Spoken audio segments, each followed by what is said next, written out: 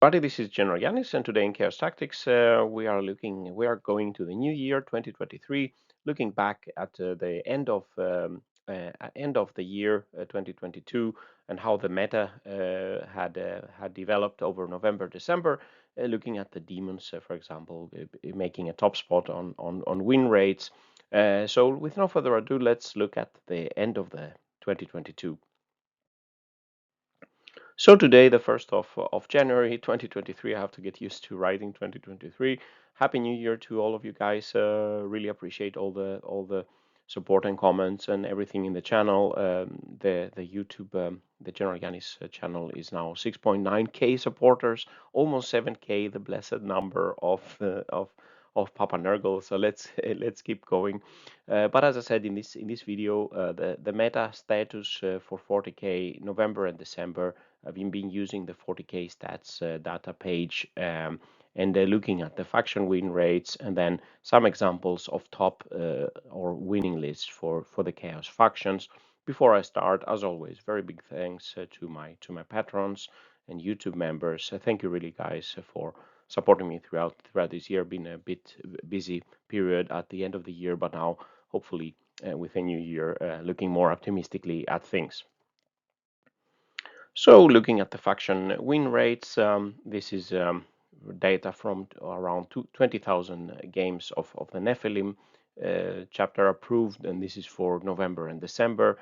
So we see here Chaos Demons have a win rate of 57%, one of the highest in the game. There were a few like Forces of the Hive Mind, but not very represented, not many lists. So I took out some of those lists that are not played a lot here. Chaos Knights and Thousand Suns have a nice 53% win rate, especially Thousand Suns has also been benefited from using the Flamers from the Chaos Demons as allies, as we saw also last month. Chaos Space Marines at around 50% win rate, and this is basically the most popular faction, the most represented in these games. Around 10% of all the games include, let's say, the lists are Chaos Space Marines, and Death Guard as at 48%, just below 50%, let's say. But a lot of factions are actually close to between, let's say, 45 and 55%. So this meta has been developing. Looking at so here you see a representation of the Chaos factions, their win rate. Real win rate, by the way, is without taking the mirror matches. Of course, those will be always at 50%. And here is how many lists are represented. So we see Chaos Space Marines and Demons, the most popular factions, and then Death Guard as the third Chaos faction as representation goes.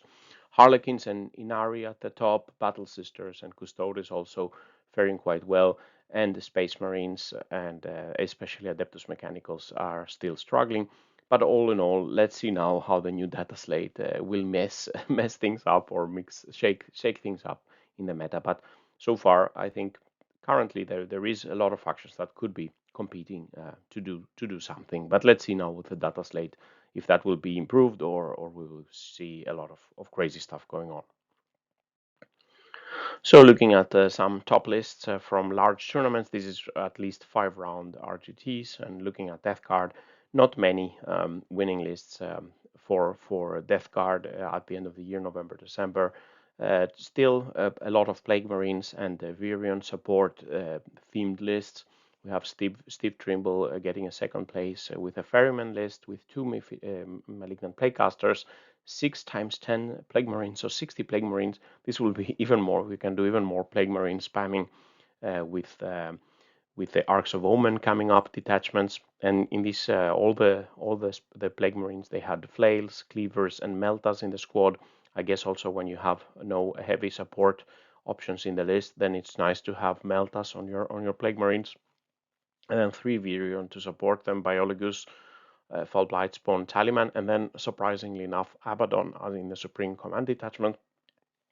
Maybe this is, I can't say that you will be getting contagions here, but let's say that will probably be clarified with the data states. But interesting list with 60 Plague Marines, maybe a vision of the things to come for Death Guard going forward. Another list, Mortarion's Anvil. Here we have a Chaos Lord, Malignant Plaguecaster, Here we have 18 Plague Marines, 21 Poxwalkers in 2 units. Again, the Biologist Beautifier and Taliman.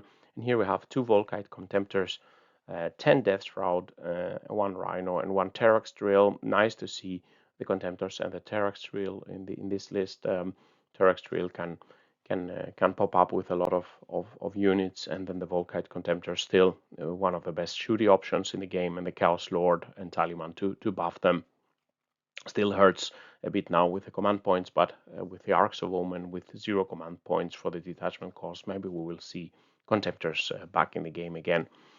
And then in Inexorable list, the Lord of Contagion, Malignant Plaguecaster, 10 plus 2 times 5 Plague Marines, some Poxwalkers, Taliman Foul Blightspawn. You can see Taliman in every list, basically. Some Death Shroud, more Drone, 2 Plague Scroller, Rhino, and Mortarion. This is typically a list I would play a bit more mixed, and Inexorable is also very good at giving you the -2 to be charged if you have your Plague Scrollers and things you don't want to get charged. Looking at the Thousand Suns, so we see still a lot of the winning lists have Chinchi Demons allies.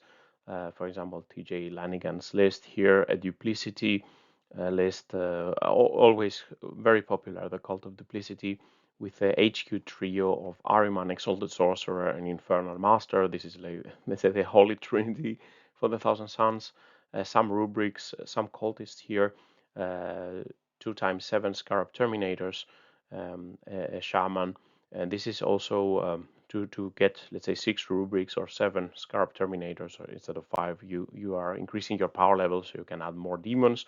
And in the demons we have a Flux Master, Exalted Flamer, and then in 5+4+4 Flamers. A lot of these Flamers are doing very heavy work, but as we saw from the rumors of the data slate, they seem to be getting some nerf to their damage output.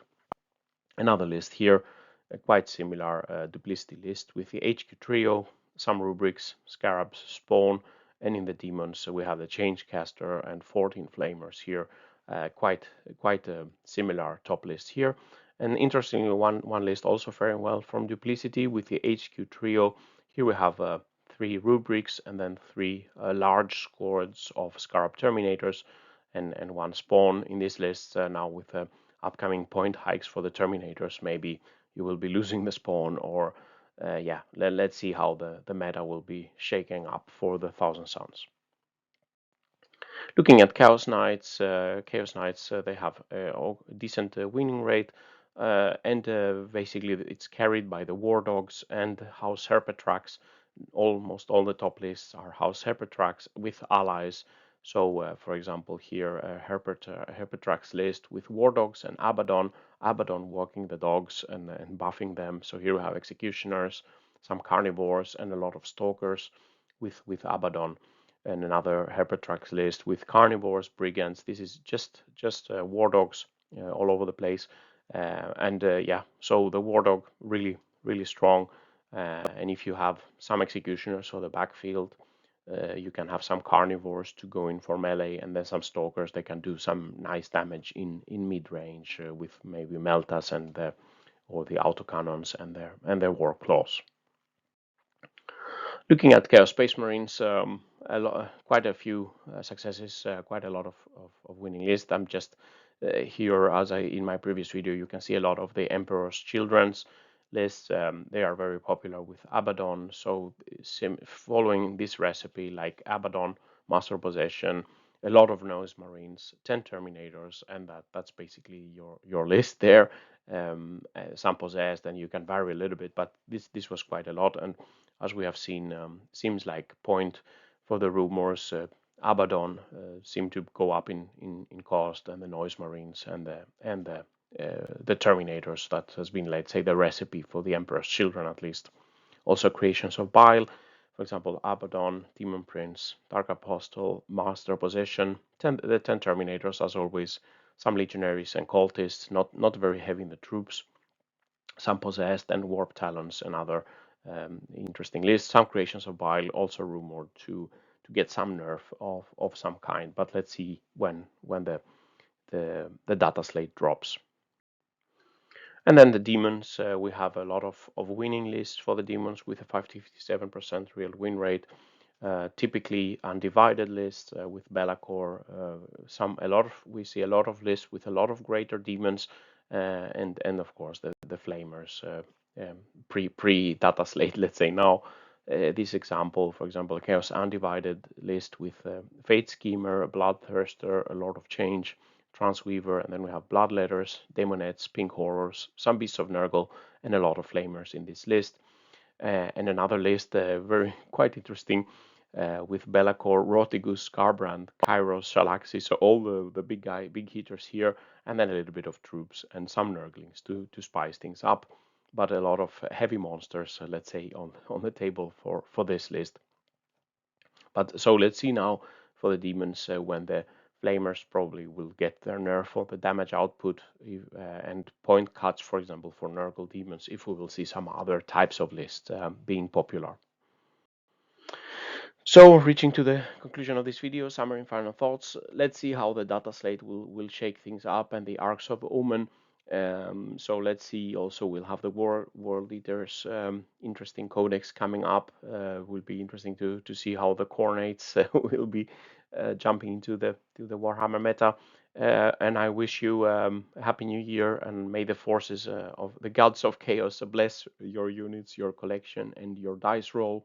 May you have a lot of sixes when playing against Bayesinos and Imperial forces.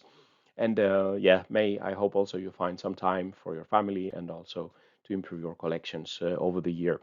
So with these words, this concludes the video. Happy New Year to everybody. And yeah, see you in the next year, and bye-bye.